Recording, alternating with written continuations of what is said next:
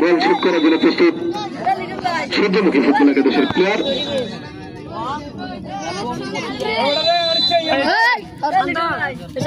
লম্বা ওভারের চেষ্টায় সেখানে ক্লিয়ার করলেন, আবারও পাচিং করার চেষ্টা, লম্বা শুট, অবশ্য 9 নম্বর যাচ্ছে জড়িত প্লেয়ার বাড়ালেন।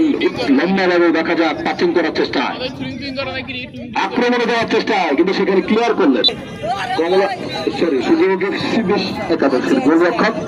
বাড়ালেন 11 নম্বরকে উদ্দেশ্য করে আক্রমণের চেষ্টা, বল শোধ করার জন্য প্রস্তুত কমলার বিদুর ফুটবল একাদশের।